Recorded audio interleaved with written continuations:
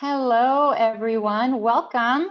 This is our Contiki Travel Talks. This is our third event in our series. And if you are as obsessed with travel, the only thing that comes close to actually hitting the road is talking about it. And I know we've missed it so much this year. Given that the furthest that most of us have been able to travel is our local park, today we're here to get pumped up for 2021 and the adventures that await us. So we've gathered up some of the brightest and best travel minds to talk about our favorite topic. And my name is Melissa De Silva. I am the president of Contiki here in the United States, and I will be hosting today's session with our amazing panelists. If you have any questions throughout the course of our talk, please go ahead and just drop them in the chat there, and we'll collect them and cover them off at the end if we're not able to get back to you in the chat. We plan for this to run for about 45 minutes, so we're going to go ahead and kick off. So I'm going to introduce our panelists today. Our first one is Cassie DePickle. She is an amazing traveler. She's been to every country in the world, and she actually holds the Guinness World Record as doing it the fastest. She's known for her knowledge in solo and female travel, also in mental health awareness, and she continues to educate the world through speaking engagements, her social media platforms. She has a book, fitness app, press, events, so all around extremely busy, a fantastically amazing woman, and we're super excited to have her on the panel today. We're also going to be joined by Matt Brooke. He's the managing director of Spartan and Tough Mudder in the UK. His passion for sport and health and well-being is at the heart of everything that he does. He's been in the industry for more than 10 years, and he's been able to harness that power of sport firsthand to really help shape lives and communities, spread enjoyment, and genuinely make a difference to help our world. And last but not least, Lauren Arso. She's the general manager of social at Tastemade in the US, and she oversees audience growth and monetization across food, travel, home, and design. She's got almost a decade as well of digital video industry experience, and she's got a track record of creating award-winning content and social media strategies that really put the audience first. So if you guys could all join me on screen, that would be awesome. Welcome, Lauren, Cassie. Hi. Hi. And Matt, yay. Hey. So I'm gonna put some burning questions to you guys that people have been sending via email. And then we're gonna get into really some of our make it count travel pledges at the end, if that's cool with you guys. So Cassie, I'm gonna start with you. You have traveled to every country in the world. What were your reasons for wanting to embark on that journey? I wanted to somehow enhance the world we live in. I was born in a small town with a lot of privilege, and I felt that I wanted to be able to give back to our world and enhance it as to the best of my ability.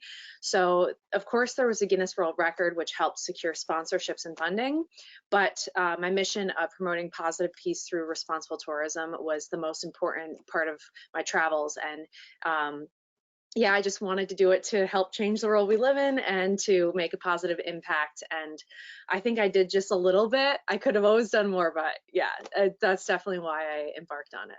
It's incredible. That's amazing. And obviously the fact that you keep talking about it and you get to keep spreading that message of responsible travel is really important. Thank you for that.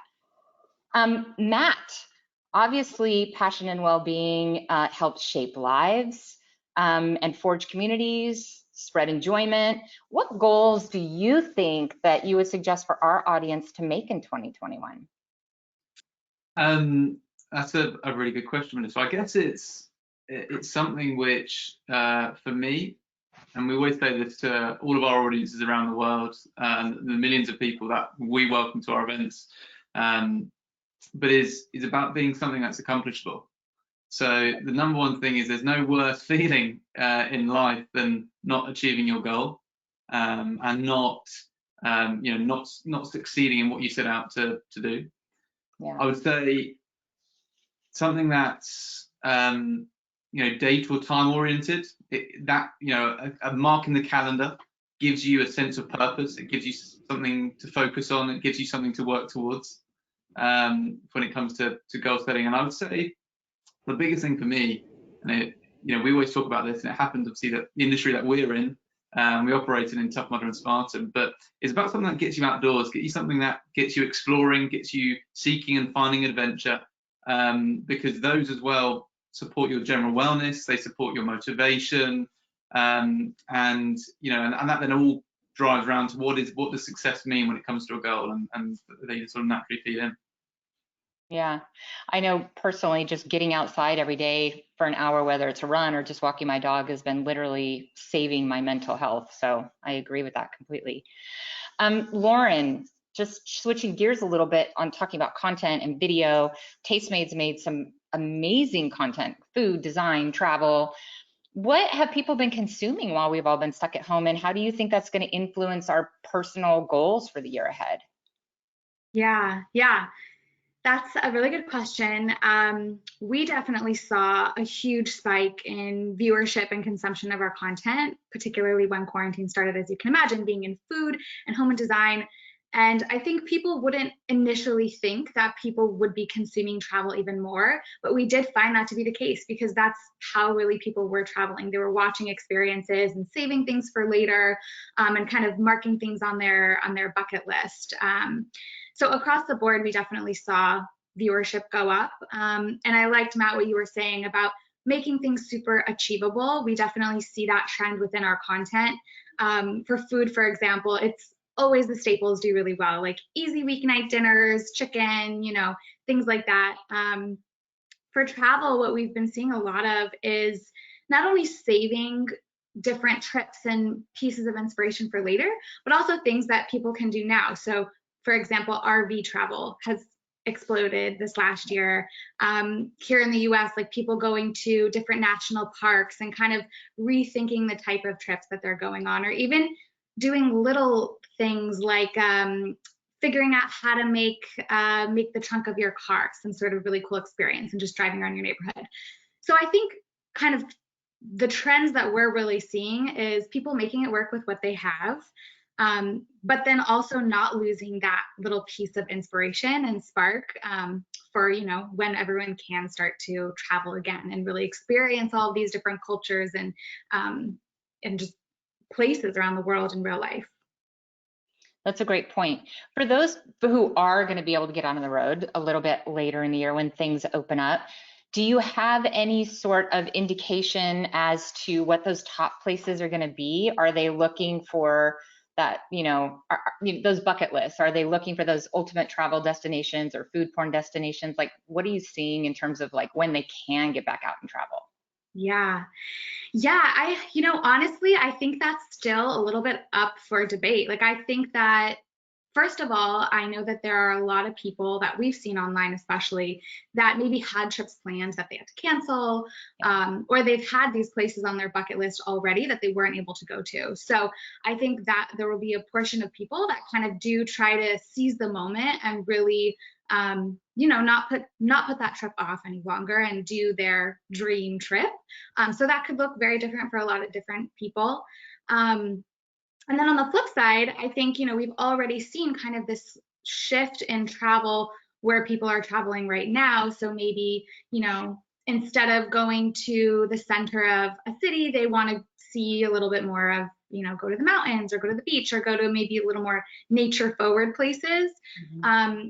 And so, you know, we expect that as travel starts to, you know, begin again in a really large and meaningful way, that people will likely start to ease into it with those types of trips, and then explore other more populated or city-like areas. Yeah, look for those wide open spaces.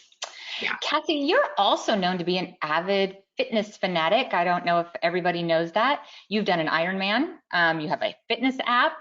You guys want to check it out. It's World Fitness by Cassie. How do you think staying healthy on the road, like how important is it? And how do you make the most of it when you're traveling, or are you planning to travel in 2021 and incorporate your fitness in your travels?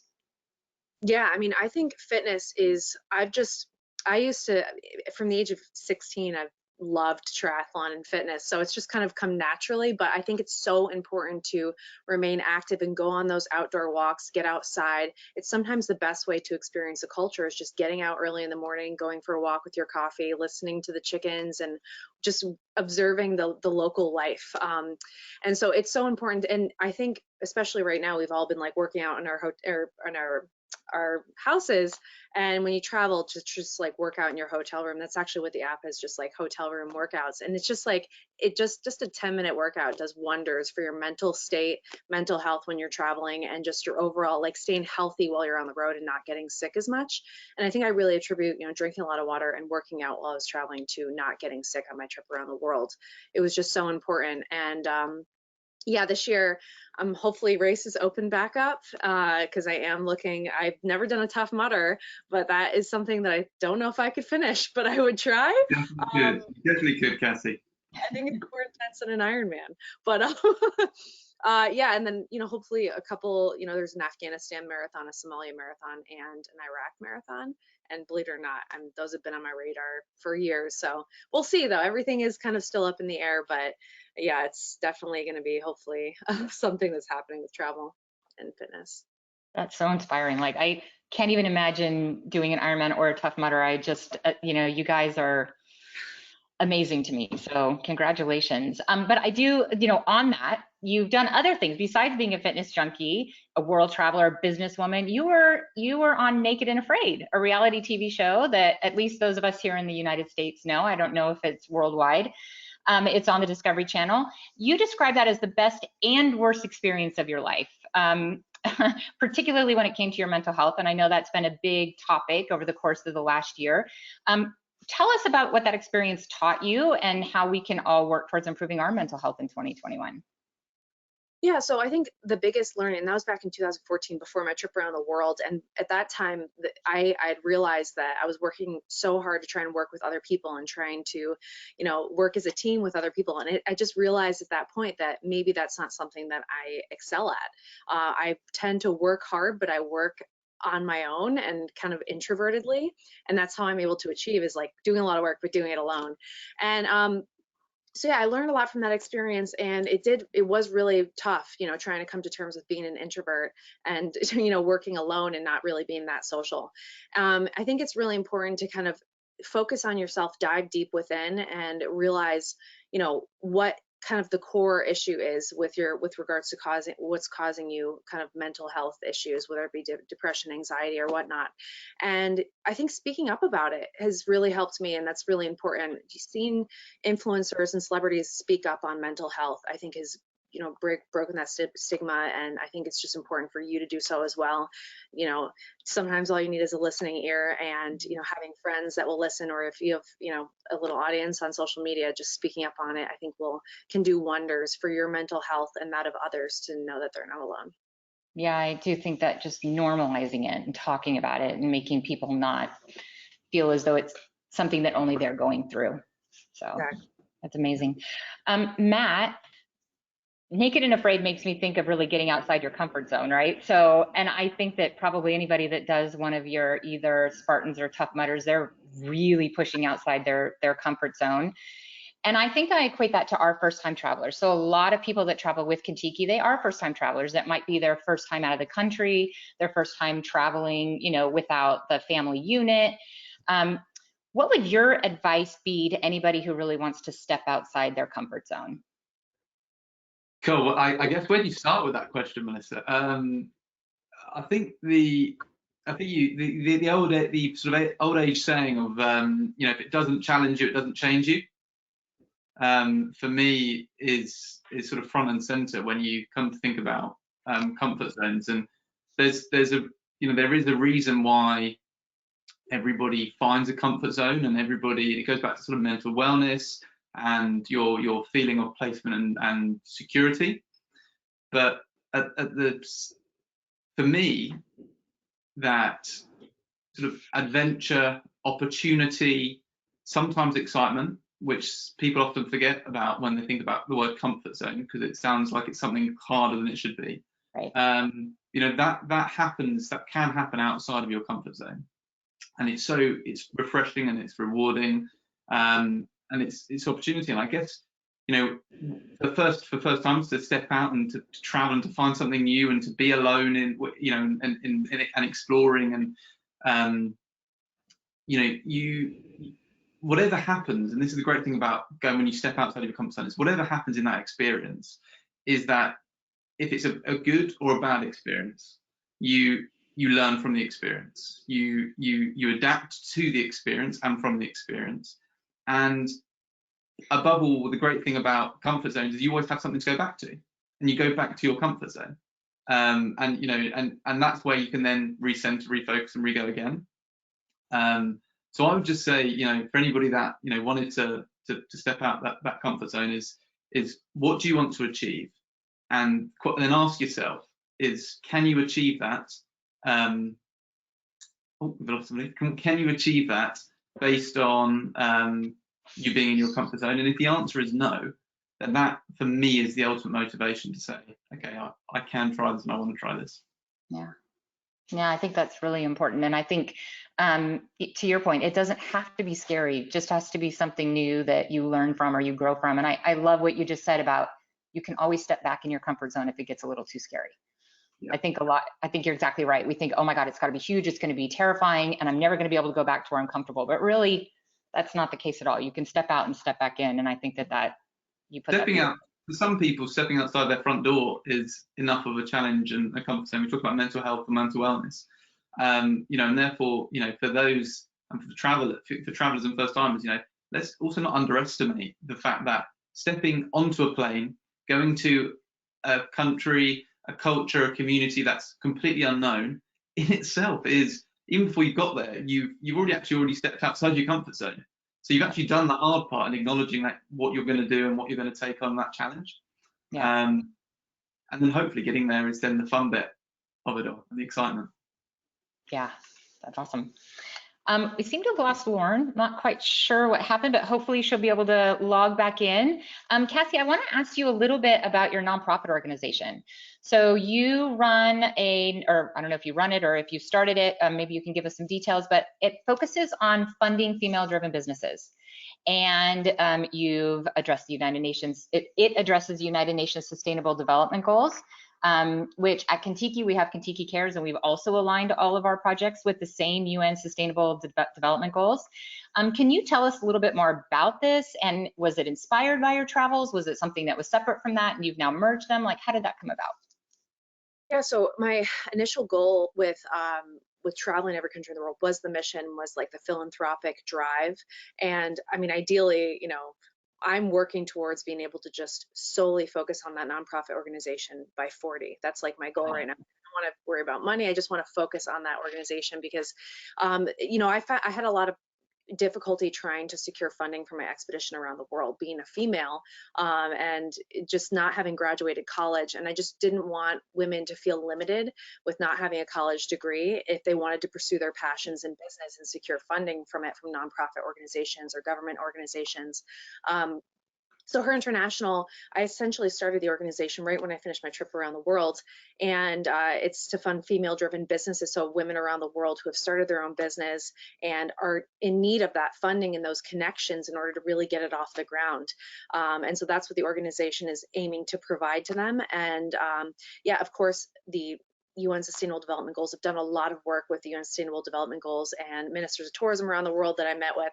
And if you're going to go in any direction, like with your business, follow one of those goals, and you can incorporate it really into any business, whether it's, you raise kittens for a living, or you make ice cream for a living, or you have your own company CEO or whatnot.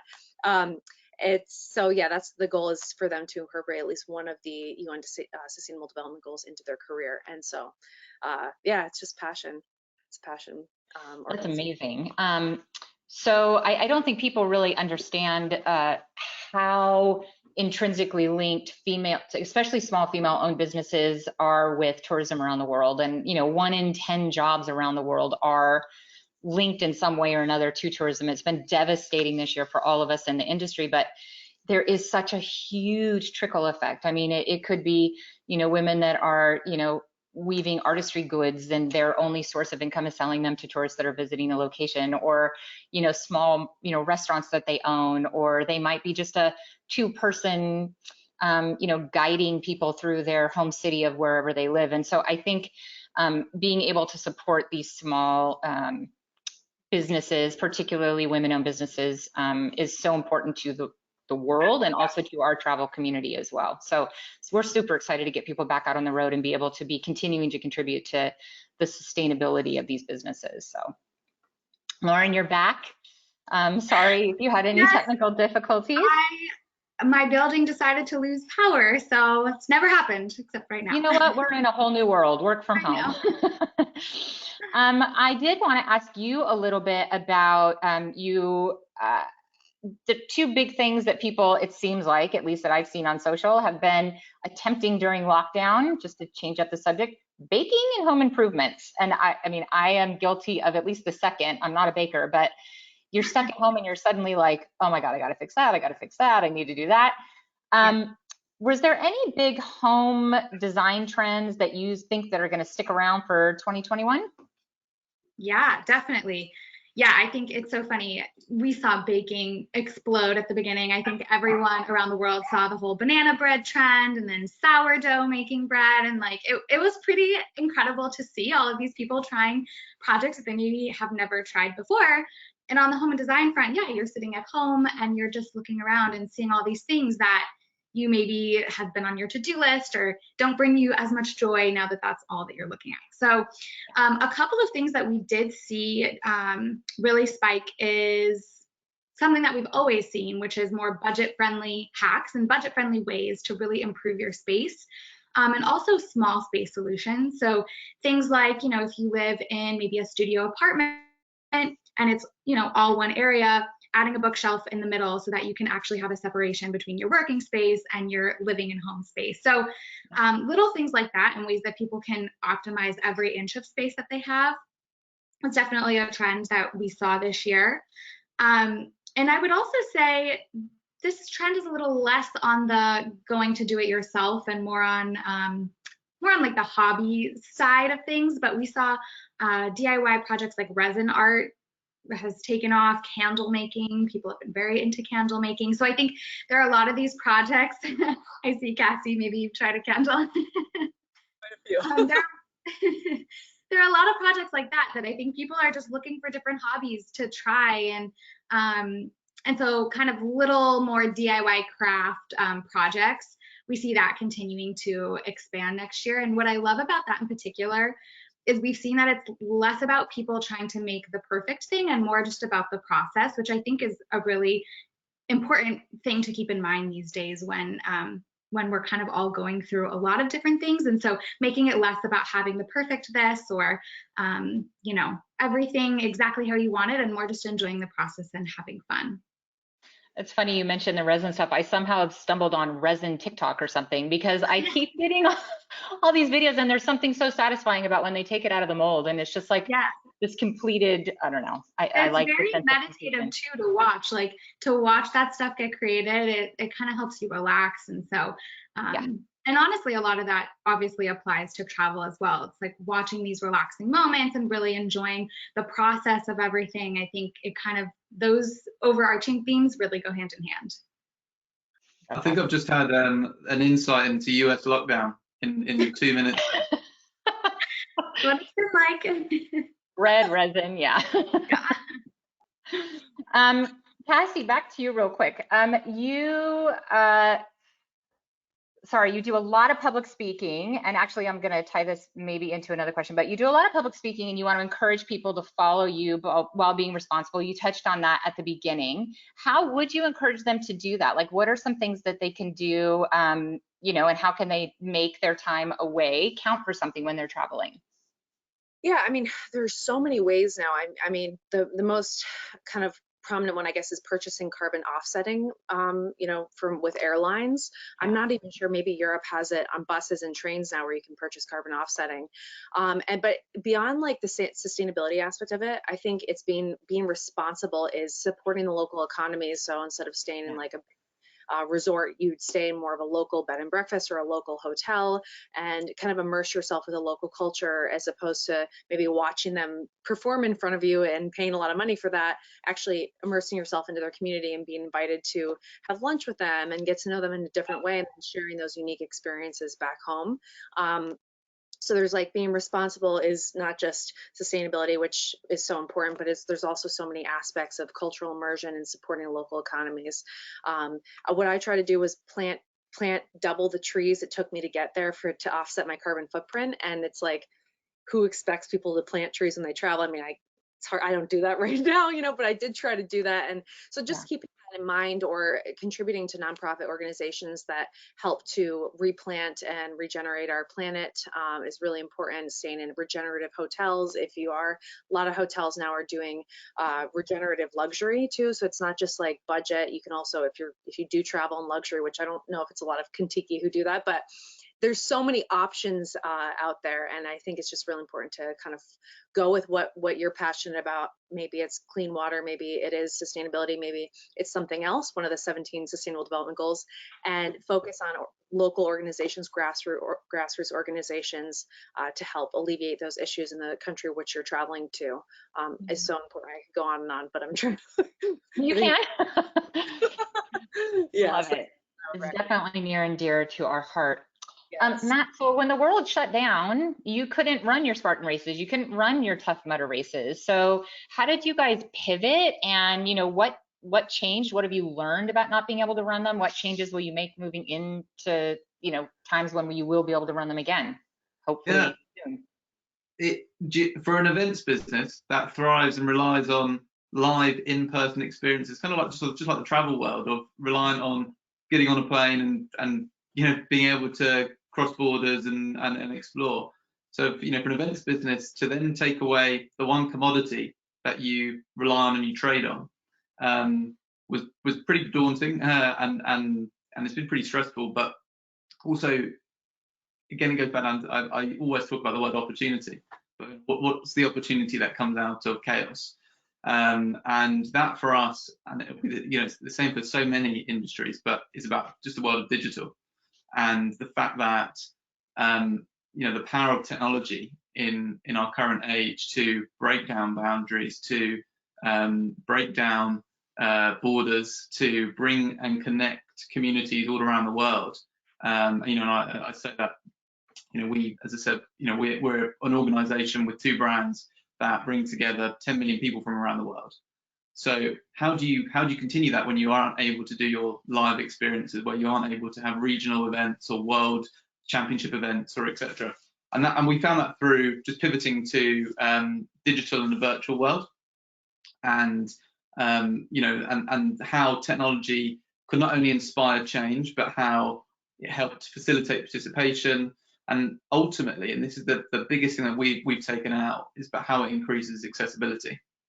So no longer does an events business, a live events business that focuses on in-person experiences and needing so many acres of space to operate within, all of a sudden we're able to operate in your own home, and we're able to be relevant and engaging and meaningful in a domain in which we otherwise wouldn't necessarily normally be. And we did that through creating content, through opportunity for training. Obviously, Cassie, you were talking about training on the move earlier, but fitness and and being and producing. And we took our products, we made it relevant into the time. So knowing that people are at home, knowing that people can't travel and explore and experience. So what can then we fill? How do we fill that gap? And I think whilst unbelievably excited to get to a return to live experiences and meeting people in the flesh, our virtual world will always now have its place, and it will always maintain and always stay there. And I think that just goes back down to the connectivity that it offers, and it's home away from home, as it were, or if you're into from a traveling sense, but you could go somewhere, you could travel somewhere, you could meet communities, you could fall in love with some place, whereas now technology still means you can do that from your home. And yes, you obviously always want to live the real thing, but it's still relevant to you. So it's probably the power of technology and harnessing it to great effect that we'll continue to keep with. That's awesome. The only thing I will say is technology for me, and I don't know if anybody else feels the same, it's a two-edged sword, right? I do feel as though it's made it so easy for us to stay connected in a way that we probably wouldn't have been able to. But at the same time, there is, for me at least, certainly tech fatigue. There's a lot of time that we've spent on screens. So I think, at least for me, 2021 will be about finding that balance of how do we stay connected without having it be overwhelming in terms of technology. Yeah, I completely get away from the from behind the screen. Yeah, for sure. Definitely. Yeah, we do have some great questions coming in, so I'm going to start to ask you guys some of those. So the first one is for Cassie or Matt or both. And this person says that they love traveling and exploring new places, but they also find that routine and familiarity keeps them in a healthy place mentally. They worry that traveling will throw it off. What's your advice to avoid getting off balance for either of you? Yeah, so I'll let you go first. I was actually fearful of that too. And, I had and even traveling now, I have my workout regimen, I have my day, up the hours, and it does give me a little bit of anxiety, honestly, to travel now. And it always kind of has been. So I can totally relate to that question.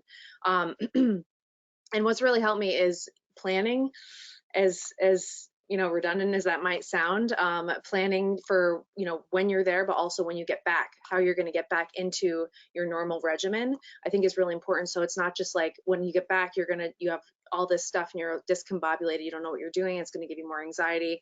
Having that plan for when you come back is really important, kind of thinking of the end game. And then, while you're there, just like relaxing in the moment, but also what helps me was bringing little things from home that were my comforts, like a candle, sleep tea, just some calming things that I would always have with me to calm the anxiety and kind of bring it back home. And now I just can't travel, honestly, without my cat either. So yes, it's different, but that's what I would recommend. So yeah. Great advice. I certainly don't disagree with that. I think the one thing I find, you'll probably agree with the amount of time you spend on the road, but it's also, you talk about you moving away from routine and you becoming unkiltered, but that doesn't necessarily mean when you're on the road and you're traveling that you can't have routine. And there's a way in which you can start your day every single day. So if that's starting your day, and I'm going to use a fitness analogy, but you start your day with 50 burpees, that's the same. It's a consistent, you do a form of exercise when you wake up at home in the morning. So you're going to do a form of exercise, be that, Kathy said, you're going to go grab a coffee and you're going to go and walk and explore the area. But that's, you're going to do that. At some point within the day, I guess you have the moment in which, I don't know, personally, I always take some time every single day to check in with myself. And that's as an opportunity to recenter, to refocus, to evaluate, and you can still do that when you're traveling. You can still do that wherever you are in the world. And I think you need to, if that's a concern from because of anxiety and being anxious about being a bit discombobulated and off kilter, then take what take the small wins that that work in your normal routine and find a place for them when you are traveling on the road. Great advice. Lauren, this one came in for you. This attendee said, I'm a massive foodie. I love trying different foods on my travels. What would be your advice to find the most authentic food while traveling? That's a really good question. Kind of going off of what Cassie was talking about earlier with really just immersing yourself in the local culture. I think talking to people, like talk to anyone that you come across. That's really where you're going to get your best local recommendations for ways to kind of avoid the more tourist traps of food and seeming culture, and really get into what is truly authentic and some of the best food you'll find. So I would say that is like the number one tip, is talking to locals. And through that too, like some locals might have recommendations for different maybe websites that also have recommendations or apps that maybe you're not familiar with because it's not available where you're traveling from. So yeah, that would by far and away, I think, be the best way to find those little hidden gems. Yeah, great suggestion. Cassie or Matt, have anything to add to that one? That's the best way for me. I mean, yeah, the locals know it best, and never say no to anything. Just if they shove something in your face, try it. You know, it's food is so big to so many cultures, so it's everything to them when you want to try their food, and you'll learn what you like. Some things you won't ever try again, but it's all worth Yep. it. Yep, always give it a shot. My favorite is just to ask them to tell, what are you famous for? Bring it to me. Rather than looking at the menu and trying to figure out what I'm gonna like, they know what they're good at and what they're known for, or what they just like personally. So I like to just let them choose for me and go that way. But you're right, you have to be a little bit adventurous because you may not enjoy it, but that's okay. You've given it a shot. We have another one on here, Cassie, specifically for you from Matt Johnson. It says, what have you learned about establishing meaningful relationships through your travel experiences across cultures? Meaningful relationships. I guess with the I think, people that you come in contact with. yeah. What has been so important to me is to not judge. Okay, where humans are meant to judge one another, it's just natural. But I've tried to like really let go of that even more so when I'm traveling than my daily life, because it's so important to keep an open mind and not judge people based on the color of their skin or their religion or what they like or what they don't like, and to just listen. And I think just listening allows you to formulate a really strong relationship with that person. By just listening, it shows that you care.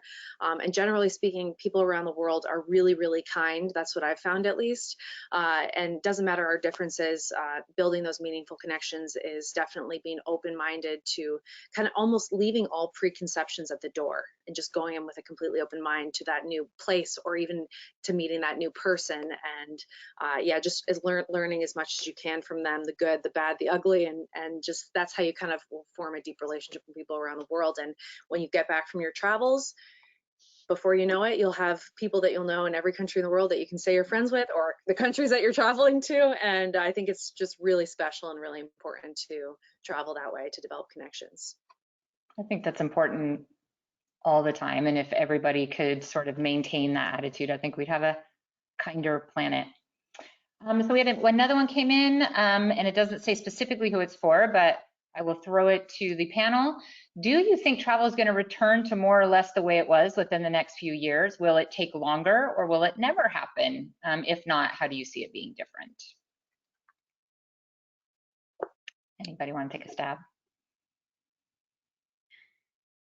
Sure, I could kick it off. Yes, I think that travel will absolutely return to how it was in the past. I think the world will change in certain ways across the board. But I think, traveling to anywhere around the world, I think that will definitely continue. In terms of how long I personally think it will come back, once again, like, I think if 2020 has taught me personally anything, it's you don't have any idea about the future. So I think it's really hard to make those predictions. My hope is that it will begin to return in a big and meaningful way this year, probably, closer towards the end of the year. But yeah, I mean, I think you really don't know the future. And that's also why I think the whole theme of the panel in general, in terms of making it count, is so important, because, you should really appreciate every moment and every opportunity that you have, because you just really don't know what the future will bring. So true. I totally agree with you. I think it will come back. I don't know that there will ever be a new, the normal, like what it was before, but there's no reason to say that the new can't be better than the past. And so I think if we all go into it with, it's not a given that we're going to be able to travel anymore. I think we're all going to be much more appreciative. I think we will absolutely hold on to, as you said, this core belief of make it count. I don't think any of us are going to take travel for granted, and we're going to not put off the things that, we really want to do. I think that there should be no more bucket list. It should just be like, I'm just continually, doing the things that I want to do and not waiting till late in my life in order to do them. So I think that's important. And I do think, people will travel responsibly. I do think that that is more and more of a trend. I don't think it has necessarily to do with where we were in 2020, but we see that happening, and it's happening in a much more rapid pace, that people want to make sure that when they visit, that they're doing it in a responsible manner, whether that is to our planet or to the place that they visit. I think it's important that if we're going to be a true, global society, that any travel has to be good for both the visitor and the visited. And so I think that's really crucial. All right, so I think we will then end on our pledges. I wanted to share a few that we got in from some of our amazing either past travelers or just people that are participated in our campaign. But really, this is about exactly that. 2020 was the year where the world really just stopped. It's made us all reassess. And so we've asked people to make a pledge as to what they're going to do to really make 2021 count. And some of the pledges that we got back were, this one's from Sam Tyak: to break free from the safe, boring work from home existence, get back to living life, meeting new people, and exploring beyond my comfort zone, which really ties into all those questions that we talked about. Sky Danaher said not to use single-use plastic. Michaela Cowan: travel more, stress less. Just put that on a t-shirt for me. Diana Atkins: show up more, not be a flaky friend, spend more time with my family. So I think those are all really important. And if you guys want to see more of them, check out our website. But I wanted to end with you guys sharing with us what your pledges were for 2021. Maybe Matt, do you want to start? Do you have a make it count pledge? Yeah, I think in terms of making it count, it's just, my pledge will be to not say no to opportunity. And opportunity is my buzzword, but just not say no. And I think, being for the last 10 months or so since COVID obviously hit across the globe, and you've had so many opportunities potentially taken away from you, and therefore you almost could be in 2021 to not necessarily to make up time, but to, this is the year of yes. And if something arrives on your doorstep, to say yes, to go grab it, to believe in yourself that you can, and to not say you can't, because there is no reason why you can't. So that would be, for me, is just to always say yes to opportunity. The year of yes, I love it. Lauren, did you want to share yours?